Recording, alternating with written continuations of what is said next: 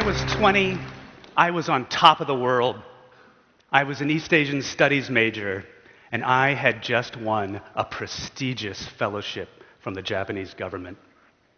I would spend a year in Tokyo studying language and culture, all expenses paid. For a financially strapped kid like me, that was like winning the lottery. One day on campus, there was a health fair. And just for the heck of it, I got my blood pressure checked. And to my surprise, it was startlingly high. So the nurse sent me off to the school clinic for more tests, and they found protein in my urine. This was not a good sign. And so I rushed off to see a specialist. And within a few weeks, I found myself diagnosed with an incurable autoimmune disease that was attacking my kidneys. And the doctor's best guess was that I had 5 years left. In an instant, it felt like my life was tumbling into darkness. And I realized what was worse was that I had to give back the fellowship to stay in Ohio, where I lived, for medical treatment. After the initial shock passed, I looked around at my classmates. They were throwing frisbees, partying, getting drunk. And I got pissed because I was 20 years old and I was dying. Intellectually, I knew that anger and resentment were not a way forward. But the bigger question was, how was I going to deal with it? And my mind kept coming back to a favorite documentary on the journey of the hero.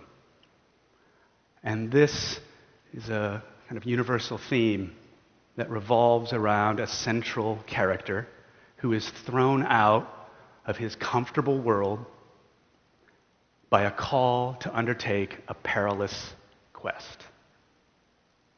And if that quest was successful, it results in growth, transformation, and renewed life. And I thought to myself, could kidney disease be that call? I began to realize that I could approach this illness as an inner spiritual challenge in addition to a medical one. But again, how? It wasn't like I could call my doctor and get a prescription. However, as if on cue, my religion professor introduces me to a classic book on how to practice Zen meditation. In Japan, historically, Zen was the practice of warriors. And they would use its intense focus to transform fear and other emotions that came from facing mortality. I was intuitively attracted to the idea that I could be a warrior and face this illness with Zen as my weapon. So, night after night, in my sweltering attic apartment, I would sit cross-legged with my eyes closed and do battle, Zen style, with the darkest parts of my life. And one by one, I would face inner demons. And as I observed and accepted them, little by little, they began to shrink. And little by little, in their place grew, very slowly, a sense of calm. The focus of Zen gave me something to do with my mind, because at that point in my life, it was the only thing I could manage. A year went by, then 2, then 4, and I got on with the business of living. But I made a deal with myself that I would only do what I was passionate about. And my passions led me to graduate school, where I found a lab that was run by an eminent psychologist who studied flow experiences. And flow experiences are those moments of intense focus where we feel vital and alive. And he found that people who could manage their minds into flow were connected to themselves and others, to a sense of meaning and purpose and to life. Flow showed me through science what I had only begun to learn in Zen. We eventually moved the lab from a department of psychology to a school of management. And there I had the opportunity to study successful professionals who were long-term practitioners of something called mindfulness. Mindfulness, like Zen, was a way of training the mind. And one thing that mindfulness does is return you from being stuck in the past or fixated on the future to what's going on right here, right now. These professionals had all kinds of backgrounds. They were Fortune 500 CEOs, world-famous architects, filmmakers, artists, musicians, writers. And I would ask them, so, what do you think your life would be like if you didn't have this practice? And they'd say, my life is so complex. I'm being pulled in so many directions at once that if I didn't have this to keep me centered, grounded, and sane, I think I'd be dead. And then it hit me. There was something missing from management. That management education had focused almost entirely on what happens outside you, and there was precious little, if anything, that spoke about leadership from the inside. And I sensed that was an opportunity.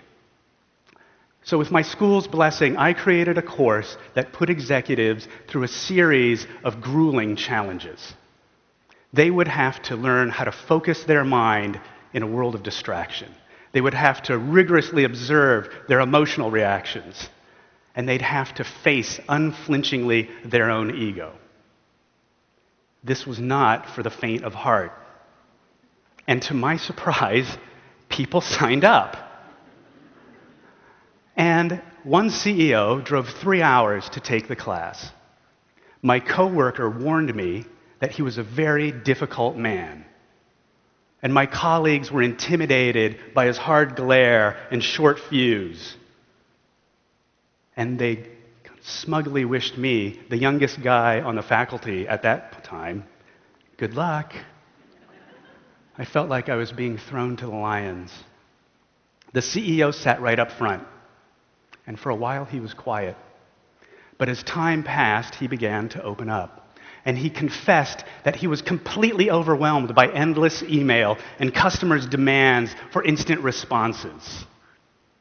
Constant multitasking made his life frenetic, and pressures to increase the bottom line escalated his stress. But as he began to awaken, he admitted to me that perversely, he enjoyed playing the role of victim. Now, that might not sound like much, but for a CEO to admit that turned into a turning point for him. As time went by, he started to see how hardened and indifferent he had become to others. How his management style was to fly off the handle and lose control and get caught up in a swell of his own emotions. He wrote to me saying, I'm beginning to see my own obsession with me and my own pride, vanity, and greed. And what was surprising to him was that when he was open, unguarded, and vulnerable, he felt stronger and free. Maybe, he says, maybe I'm beginning to know what compassion means. And at the end of the class, his eyes smiled more. And I asked him, how had the class affected his personal life? And he says, I realized that I haven't had a personal life in 35 years. But back then, my hair was a lot longer, and I was interested in consciousness and spirituality. But then we got married, and then we had kids, and then I realized I had to support this family. And I went to work, and I never stopped. And all of those longings quietly faded away. And with tears streaming down his face, my wife says to me the other day, I don't know what's happened to you, but you've turned back into the man I married. That moment for me was like being hit by lightning. And to see such a profound shift in this difficult man showed me the path that I had to take for my life. And so I quit a promising research career to do this work, which I felt like is what I needed to do. In a decade of teaching, he became the first of a long line of difficult people who were fundamentally, existentially frustrated. They had used all their talent, skill, and intelligence for external achievement, and they enjoyed it, but in the end, they found it unsatisfying. But they didn't know what to do, and that's why they were frustrated. We're told that the unexamined life isn't worth living, but we're never told how to examine it. And I think the secret is cultivating mindful attention, because that creates self-awareness, and the self-awareness creates the opportunity for change, and that can lead to self-transformation. As a society, we don't pay enough attention to attention. We don't take care of it, preserve it, grow it. We need to take care of attention. So when are we going to realize that a meeting where everyone is staring at their laptop isn't really a meeting? And shouldn't memories of Grandma and her BlackBerry be about a pie and not a phone? Quality of attention is quality of life. It's quality of relationship, quality of work. Attention is the secret ingredient that connects us to ourselves and others. And mindfulness and Zen are ways of enhancing attention so we can live with more flow. I'd like to think that my practices help me live beyond the 5-year diagnosis. But after years of teaching, fatigue, gout, and undeniable lab results all pointed to the fact I was dying. But since 16 years had passed since the original diagnosis, my doctor believed that a kidney transplant could save my life. And this presented another problem. I would have to ask for help. And the idea was like throwing a birthday party with a secret fear that no one was going to show up. So, like the CEO, I had to look at my own fear, pride, and vulnerability to live. And so when 25 people came forward as organ donors, and 13 of whom were my former students, I got more help than I could have ever imagined. And luckily, one was a positive match. And here I am. It's not done.